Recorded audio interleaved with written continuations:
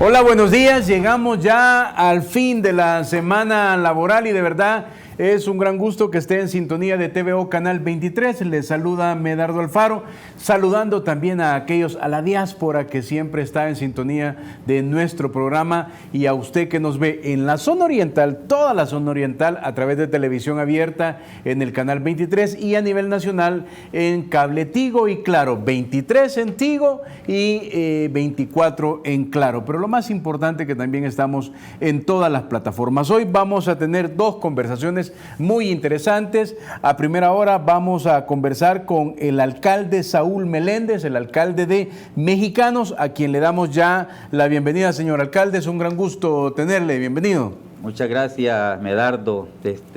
Gracias por esta invitación nuevamente en este ya inicio de fin de semana, viernes 4 de junio. Pues un saludo a toda tu audiencia, a la orden. Primeros 30 días del ejercicio municipal, ¿no? Antes de ir al fondo de nuestra agenda para conversar, es importante la gente de Mexicanos que está ahí siempre en sintonía. Yo recuerdo que alguna vez usted me dijo, alcalde, que cuando lo entrevistábamos en campaña, que Mexicanos tiene una población muy grande, ¿no? Es correcto, somos el tercer municipio más grande de San Salvador, con una población aproximada de 220,000 personas en 22 kilómetros cuadrados que tenemos. Bastante poblado y por supuesto esa es nuestra fortaleza, esa es nuestra grandeza, nuestra linda población trabajadora, honrada y que está dispuesta ahí a asumir retos como lo hemos asumido nosotros a partir del 1 de mayo que tenemos ya de trabajar, de ser servidores públicos, pues y trabajando 24/7 para usted, linda población de Mexicanos. Muy bien. Y también a usted que nos ve en todo el país, quédese porque es muy importante. ¿Por qué? Porque he visto y hemos oído a algunos alcaldes de alguna manera lamentar la situación de cómo han encontrado las municipalidades, ¿no? Hay muchas decisiones que a última hora tomaron los alcaldes que perdieron, decisiones políticas, administrativas y económicas, cuando ya habían perdido, que afecta evidentemente los municipios, que se hacen en aras de afectar la llegada de aquel que ganó la elección. ¿Cómo encontró, alcalde, la situación financiera del municipio de Mexicanos? Bueno, como la mayoría de gobiernos municipales, Mexicanos no ha sido la excepción, le encontramos con una crisis económica barrida prácticamente. Decimos, nos dejaron con 3 centavos en las arcas de Mira, debe haber sido difícil que de pronto la parte técnica le lleva ahí todas las cuentas de las diferentes cuentas de la alcaldía y entonces 3 centavos encontró. 3 centavos ahí, así descarado. 3 centavos en haber. 3 centavos. ¿Y por pagar? Ah, bueno, ahí vamos, la otra cosa. Sí. Deudas a proveedores, a tenerles que pagar inmediatamente, tenemos $2,025,000 que pagar ya atrasado, ya más de 3 meses que tengo que pagarles, más una deuda bancaria de $6.5 millones que tenemos que deudas con las instituciones financieras.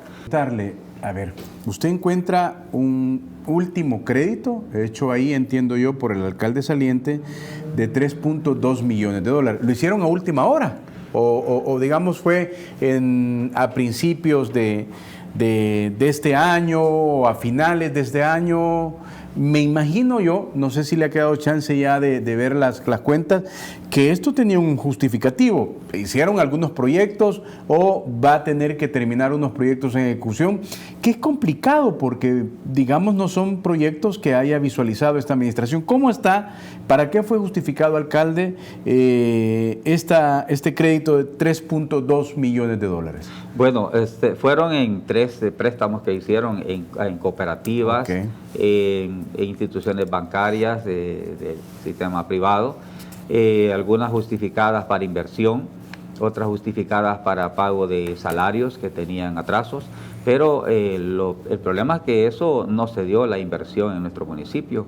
Si vamos a Mexicanos, preguntamos en cualquiera de las comunidades qué es lo que hizo el alcalde saliente, pues totalmente nada de inversión, así mismo como el Fondo FODE de los de los casi 3 millones de dólares que estaba recibiendo al año. De eso el 2% se pudo comprobar, según nuestro gobierno, que fue la inversión en el municipio, o sea, casi nada. O sea, es ahí donde decimos, ¿para dónde se fue la plata? Se fue para las plazas fantasmas que estamos encontrando, se fueron para los servicios profesionales que estaban pagando, se fueron para, no sé, a dónde se fue esa inversión, y eso es lo que está investigando Medardo y Pueblo Mexicanense, la empresa pues auditora que está haciendo el trabajo, y pues ellos van a dar los resultados ya próximamente. O sea, lo más sano que usted hizo, alcalde, es, al ver la situación en que había encontrado la municipalidad, a partir de las facultades que tiene como alcalde y consejo municipal, contrataron una empresa auditora. ¿Cuándo le va a dar datos esta empresa auditora? ¿O usted le ha pedido, mira, no me deje un avance porque no quiero asustarme, quiero tener todo el mapa completo económico? ¿Cómo fue esto? Sí, estaríamos pendientes de que ellos hagan su trabajo para poder dar resultados específicos y las demandas legales que se tendrían que hacer en su momento. Nosotros estamos investigando también por nuestra parte, y sí, se están encontrando cosas de muchas anomalías, que era de esperarse de parte de los señores de la esquina. Y bueno, ahí estamos pendientes, nosotros trabajando, Medardo, no hemos llegado a estar con los brazos cruzados, como muchos trabajadores todavía lo están ahí, sino que hemos llegado a trabajar 24/7 con el compromiso que asumimos para ustedes, para nuestra población, demostrándolos en acciones concretas, mega jornadas de limpieza ante el problema serio que nos dejaron, con el respaldo, por supuesto, de nuestro gobierno central, el respaldo de nuestro alcalde de San Salvador, Mario Durán, que nos dio un apoyo importantísimo, y el gran aporte grande de la solidaridad de nuestra población, que se incorporó a hacer esas 2 mega jornadas de limpieza que estamos trabajando en nuestro municipio para mantener un mexicano de verdad limpio, un mexicano humano y unido. Zona industrial ahí puede tener, además del FODES, el ingreso propio, Santa Tecla mismo, San Salvador mismo, pero ¿cómo es mexicano? ¿Le permite, a partir de las proyecciones que quiera tener, hay industria instalada ahí? Es decir, ¿hay una buena recaudación de contribuciones, tanto en tasas e impuestos que se generen en el municipio, o de plano tiene que fajárselas de muchas maneras? Sí, es un municipio... ¿Sabe por qué? Le complemento. Sí. Porque una cosa, perdón que lo interrumpa, una cosa es que hay un alcalde que sea muy mal alcalde y el municipio da como para que también sea autosostenible y se cobren los impuestos y las tasas municipales respectivas. Y hay también alguien que haya estado ahí que, aún teniendo esa información, se acomodó al FODES. Por supuesto. Te decía al principio, sí, somos un municipio con una gran cantidad de población. Sí hay y tenemos mucho micro, pequeño y mediano empresario. No tenemos grandes empresas, solo hay 4 empresas grandes identificadas en el municipio. No somos un municipio industrial, pero eso no nos impide a que esa cantidad de población, como dije también, es nuestra fortaleza. Con ellos somos y tenemos la gran fuerza humana capacitada para hacer grandes obras en nuestro municipio. Así es, ¿qué es lo que tenemos que hacer, Medardo? Tenemos que hacer gestión, tenemos no estar acomodados, acostumbrados a que nos venga el Fondo FODES o al tributo que día a día nuestro contribuyente nos está dando. Tenemos que trabajar, y lo estamos haciendo a nivel de gestión, no solamente a nivel de nuestro gobierno central, sino fuera de nuestras fronteras, donde están ahora los inversionistas, los empresarios, diciendo hoy es el momento de apoyar a El Salvador, hoy es el momento que llegamos a mexicanos, y ahí tenemos ya la participación de la Cruz Roja de Noruega, ahí tenemos la participación de Zaragoza, España, ahí tenemos la participación de Extremadura, de España también, donde ahí estamos y vamos a apoyar al alcalde Saúl Meléndez para esa linda gente de mexicanos. Ahí vienen las grandes obras dedicadas en salud, en educación, en oportunidades para nuestros jóvenes, oportunidades para nuestras familias, que eso es lo que necesitamos también en mexicanos. Inversiones, por supuesto, como las que tenemos proyectadas, que lo dije en su programa, de construir nuestros parqueos municipales, que en un principio... De plano se necesitan los parqueos municipales, sí, ahí. O sea que uno llega al centro de mexicanos y a cualquier lugar es complicado encontrar parqueo. Complicado, no solamente en el centro de Mexicanos, que eso era y sigue siendo nuestro una inversión que haríamos en el municipio. Los inversionistas me dicen, nosotros pensábamos en un edificio de 4 niveles. Dice, ¿por qué hacerlo de 4 niveles? ¿Por qué no lo hacemos de 10 niveles? Y vamos a tener en Mexicanos nuestro faro, nuestra torre prácticamente. Nunca he visto un edificio en el centro de Mexicanos, y utilizar parqueo y utilizar un centro financiero que nos permitiría también dar oportunidades de trabajo a nuestra familia, a todos, no solo jóvenes, sino que ahí cabemos todos, tenemos tantos profesionales, técnicos, jóvenes con deseo de oportunidades, a eso le apostamos. Pero también el tema de parqueo, fíjese, Medardo, que lo tenemos a nivel residenciales, donde fueron construidas residencias o colonias con grandes pasajes, pero no les dejaron parqueos, entonces y eso es una dificultad. Debe ser un problema ahí, que en los pasajes quedan los carros, es un dilema para la gente. Calles utilizadas a 2, 3 espacios de parqueo, entonces hay que buscar una alternativa. Esto creo que no es solo en Mexicanos, sino también lo tenemos en Soyapango, en Ilopango y los municipios así mucho más poblados. Entonces hay que dar una alternativa, y ahí también estarían entrando los parqueos municipales residenciales, dándoles oportunidad también a nuestros vecinos para que estén su vehículo seguro. Siempre están pagando, le pagan a un vigilante y no se los cuidan. Entonces, estando ya en un parqueo privado, municipal, ahí estarían seguros. Y por supuesto damos beneficio, y estamos pensando que esos parqueos también residenciales municipales tengan en su tercera o cuarta planta, tengan una casa que sirva como una casa comunal, una casa donde se puedan reunir, puedan hacer ejercicios, puedan hacer eventos, y que sea por supuesto administrado con la comunidad. Está con nosotros Luis Contreras, analista de este viernes 4 de junio del 2021. Me gusta decir la fecha porque es viernes ya, Luis. A usted le gusta venir viernes aquí, ¿verdad? Es un gran gusto. Luis, vayamos a la parte que usted maneja en seguridad pública, ¿no? 1 de junio, un nuevo día, 0 homicidios. Sí. Ok. Los detractores del gobierno siguen diciendo que aquí hay, sobre todo la publicación del Faro, que decía y aseguraba que aquí hubo un pacto para que se redujeran los homicidios. Hoy le veo mucho a Carlos Araujo decir que aquí lo que hay es muchos cementerios clandestinos como el que se descubrió en Chalchuapa. Estos dos argumentos, Luis, ¿tienen peso? Y si no tienen peso, ¿por qué? Y luego de eso, ¿por qué es que la seguridad y la reducción de homicidios debería de verse como uno de los principales logros del gobierno del presidente Nayib Bukele? Y bienvenido, Luis. Gracias, Medardo. Un saludo a tu audiencia, que sé que es mucha, aquí en TVO. Fíjate que obviamente la oposición política tiene que buscar alguna excusa, argumento para tratar de deslegitimar una de las políticas que es más exitosas a la fecha, que es el plan de seguridad, y no solamente en el segundo año de gestión, sino que hace un año también fue una de las aristas mejor evaluadas del gobierno central por la población salvadoreña. Y si nos vamos a remitir o a dar argumentos en contra de una tregua o una posible cementerios clandestinos, o que lo que ha sucedido en Chalchuapa sucede en todo el territorio nacional, como dicen algunos, tienen que presentar pruebas, pues evidencia. Y si nos vamos a la parte que robustece ese argumento, es endeble, pues, porque no las tienen. Es una suposición, es una conjetura. Obviamente se arraigan en lo que ha sucedido en Chalchuapa para decir esto está sucediendo a nivel nacional. Y fíjate qué curioso, Medardo. Sí. ¿Cómo es posible que traten de deslegitimar el plan control territorial partiendo de este escenario de Chalchuapa, cuando el detenido, tenía 10 años de estar operando? Dicen, el plan de seguridad no funciona. Al contrario, el hecho de haberlo detenido en este momento y desarticular esa red que él tenía es porque está funcionando, porque en 8 años anteriores no habían podido hacer nada al respecto.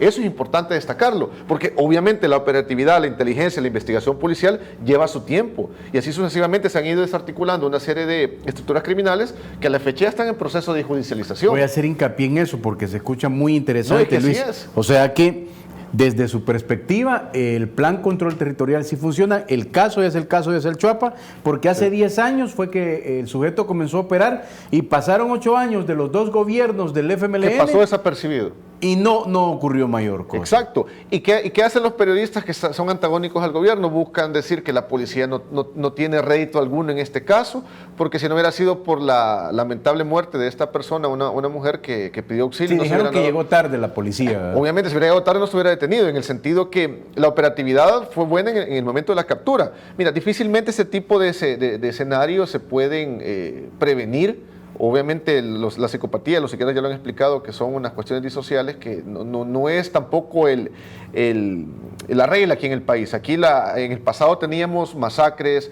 desmembramientos de personas, decapitaciones de las estructuras criminales consideradas ya terroristas, que son las maras y pandillas, lo cual eso ha bajado ampliamente. Incluso hay estudios internacionales. Y me gustaría mencionarte esto. Incluso lo que me sucedió a mí, porque así fue, para que podamos ver que es algo bastante ecuánime este estudio. Hay una organización internacional que se llama In Swine Crime, que hace estudios a nivel de Latinoamérica. Fíjate qué curioso, el año pasado en pandemia... Pero no es esta para la que escribe o tiene un convenio Silva, no. Sí, es que eso es lo interesante, que está, en cierta medida, trabaja conjuntamente con gente del Faro y otros periódicos que son antagónicos al gobierno. Vayamos al estudio. Lo curioso es que esta organización me entrevistó a mí el año pasado y diferentes posturas de seguridad pública, y que fue molesto para mí porque no publicaron mi entrevista, y sí publicaron la de la gente que era antagónico al gobierno. Fue algo que no se debe hacer, pues se trata de generar un debate con datos, pero como los datos eran favorables al gobierno, obviamente no me publicaron. O sea que cuando usted vio el producto publicado, o sea, si quiere un poquito lo publicaron o nada. No, nada. Y fíjate que bien curioso, yo le escribí al periodista y saqué una columna de opinión, inclusive en medios digitales, para legitimar eso, porque le dije, mira, no sacaste nada de mi entrevista. La respuesta, ¿cuál fue? Es que no dijiste nada interesante. O sea, qué interesante es deslegitimar al gobierno, le digo yo, porque yo hablé con base a datos. Claro. Pero fíjate que bien interesante, porque se les queda el argumento en cuanto a ya los datos que ellos han recabado, pero quiero hacer una comparativa. Fíjate que en el 2015, este estudio de In Swine Crime básicamente posicionaba a El Salvador como el país más violento de Latinoamérica, el 2015, que eran gobiernos del FMLN. Se tenía una tasa de asesinatos de 91.2 cada 100.000 habitantes. Estábamos en primer lugar. Le seguía Honduras con 59, Venezuela con 58, Jamaica con 50. Sin embargo, en el 2020, que fue que no me sacaron la entrevista, tenemos un cambio radical. El Salvador pasa del primer lugar al octavo. Es decir, hay una disminución considerable de una institución que no es afín al gobierno, muy por el contrario, ha tratado de legitimar muchísimo las políticas. ¿Qué dicen los datos en torno a...? Ya el 2020 ya cambia. Por ejemplo, El Salvador pasó de tener 91 infracción cada 100.000 habitantes, llegamos a tener el cierre del 2020 19.7. Es decir, algo totalmente histórico y qué bueno para el país. Por eso hay que destacarlo. ¿Y quién pasa al primer lugar ahora en violencia y homicidio a nivel Latinoamérica? Jamaica en el 2020, con 46.5. Le sigue Venezuela, 45.6.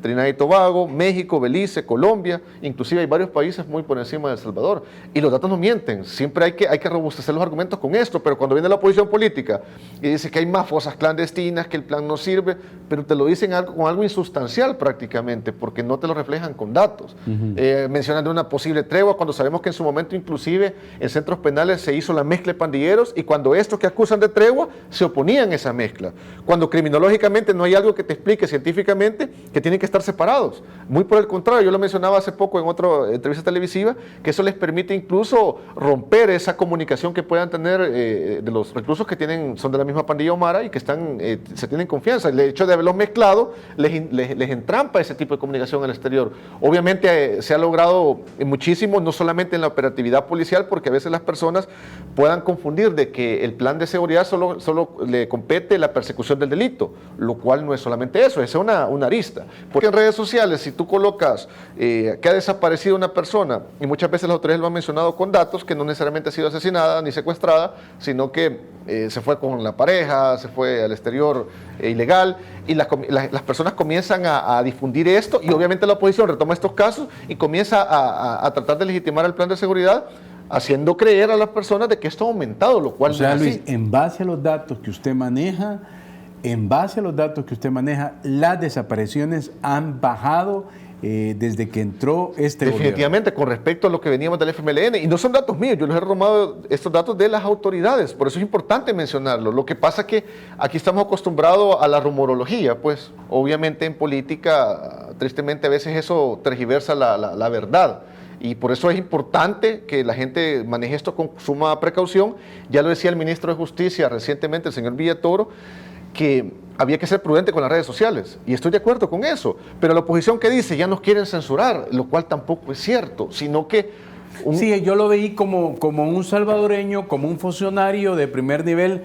Miren, hay que, mi lectura, ¿no? Sí, sí. Hay que bajarle a esto de las redes sociales porque eso más que expande el rumor que no ayuda muchísimo, tiene mucho sentido. ¿Y la oposición cómo toma eso? Sí, obviamente buscando que nos están coartando, que la dictadura, bla, bla, bla, etcétera. Coartando la libertad de expresión. Exacto, y todo sin eso. embargo tiene una lógica porque si nos ponemos, bueno, los psicólogos lo pueden explicar mejor, nos vamos al plano ya de la psiquis humana, esto afecta considerablemente la salud mental Claro. de las personas.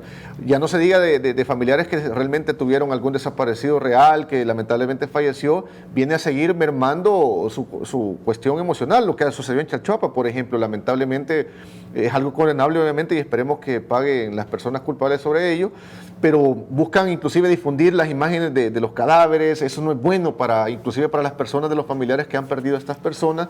Recordemos que las redes sociales tienen lamentablemente esa facultad de invadir la privacidad y no tener como un límite también de qué es lo que se va a difundir y a publicar. Yo creo que hay que ser un poco mesurados al respecto y pensar también en lo que la familia está sintiendo en este momento de personas ya sea desaparecidas o asesinadas.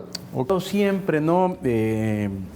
Los planes de controles territoriales o los programas de seguridad que era represión y digamos que la reinserción, ¿verdad? Sí. El plan control territorial diseñado por este gobierno, entiendo, tiene 7 etapas. Sí, 7 ¿verdad? etapas. Usted ve muchas posibilidades que a partir que ya están aprobados los fondos, la segunda y la tercera etapa impacten de manera positiva en los salvadoreños. No, definitivamente. Y fíjate que viene en un momento idóneo para mencionar algo. Por ejemplo, en el plan control territorial hay un apartado donde explica lo que compete a la parte tecnológica. Y eso es muy importante mencionarlo, pues porque ya no se habló en su momento, porque hubo cierre de escuelas, a la fecha todavía no se está yendo presencialmente de forma normal, de los drones de seguridad y vigilancia. Estos drones permiten una visión periférica de mayor amplitud. Tiene sus ventajas, pues, porque en la noche tienen visión infrarroja, en tiempo real mandan toda la información a software de primer nivel y eso permite a la policía una reacción inmediata en cualquier hecho delictivo. Y estos estaban estipulados para echarse a andar en escuelas marginales de zonas rurales en las cuales muchos de estos estudiantes pueden ser básicamente presas fáciles del reclutamiento de estructuras criminales. ¿A qué quiero llegar con esto? Que la parte tecnológica, cuando en el pasado nunca se le había apostado a la seguridad, ahora se está haciendo y se va a hacer. Y qué bueno por ello, pues eso viene a cuerpar también lo que hacen las cámaras de seguridad en ciertas ciudades. Hasta la fecha quizás solo San Salvador, San Miguel, Santa Tecla, alguna ciudad por Sonsonate tiene, que es lamentable que en Santa Ana no exista la fecha y esperemos que el nuevo alcalde ejecute ese proyecto porque es sumamente necesario. Yo le he mencionado antes como, por ejemplo, Londres, que es la capital a nivel mundial con mayor número de cámaras, no hay nada milimétricamente que se mueva que no sea captado en cuestión de cámaras. O sea, en Londres, Inglaterra, toda la ciudad tiene circuito sí, de es el modelo a seguir en eso. ¿Toda la ciudad? Toda la ciudad. Imagínate los centros de monitoreo de todas esas ciudades, ¿verdad? De toda esa ciudad. Y eso permite, primero, un disuasivo.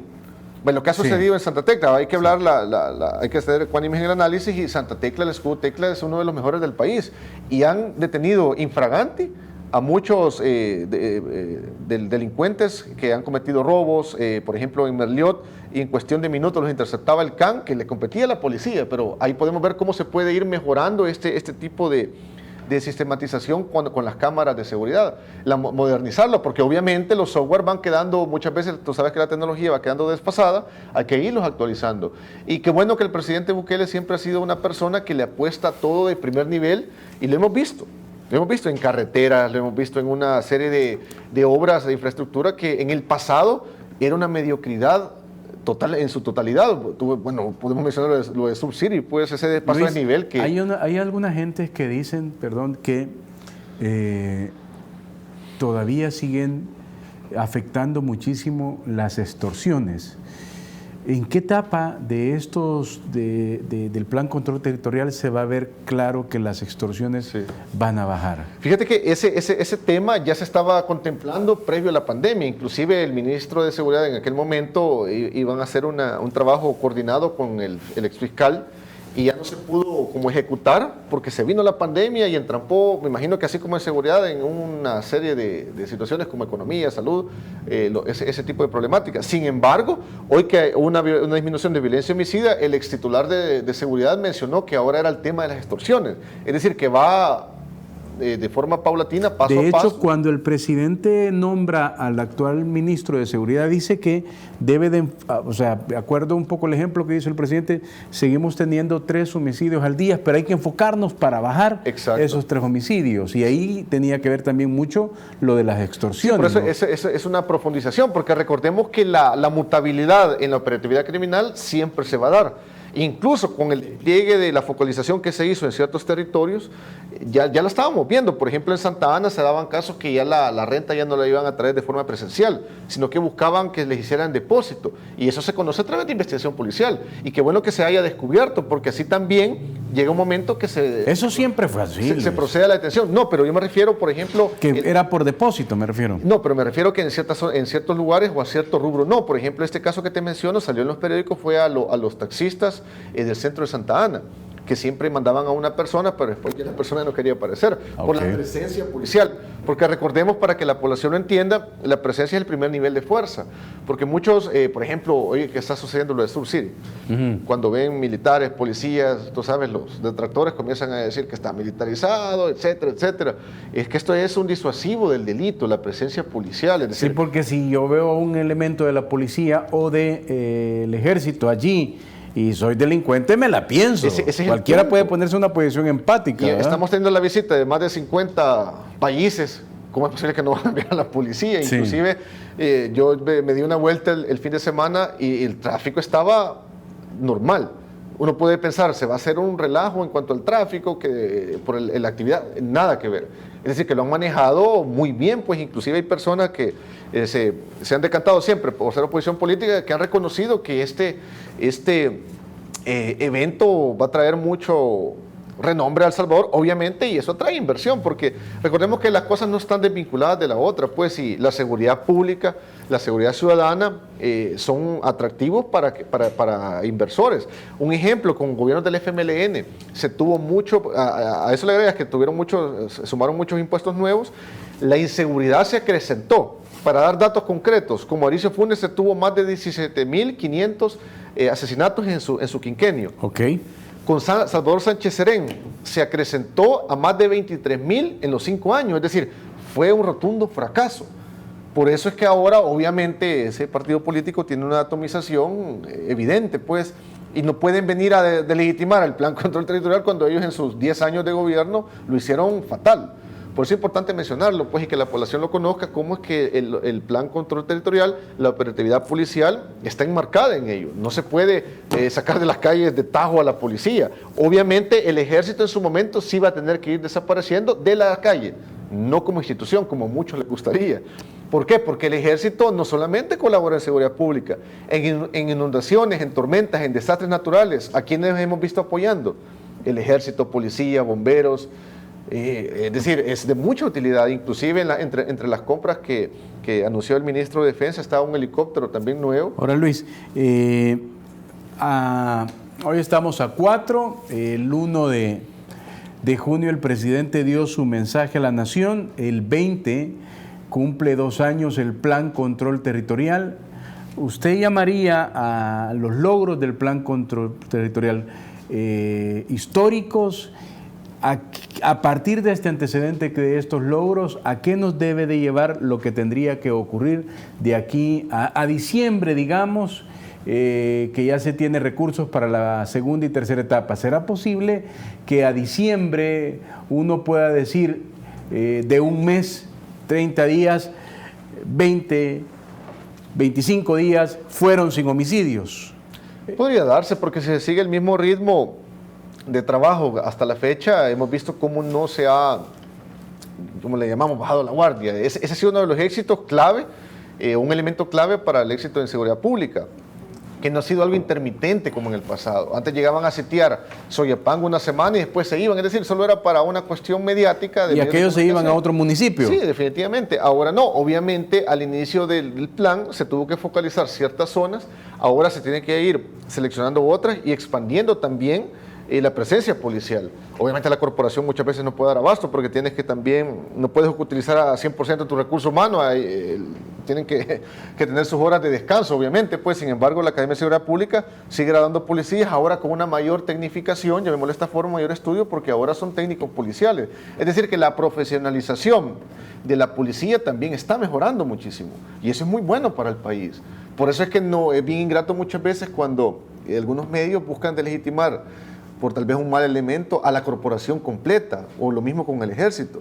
Y se han dado casos inclusive en el pasado también de que han detenido y condenado a policías por andar en hechos ilícitos, y lo cual es muy bueno porque se puede ver de que la justicia ha sido equilibrada, y por muy policías, oficiales inclusive que puedan ser, y se les ha comprobado que han cometido hechos delictivos, han sido condenados.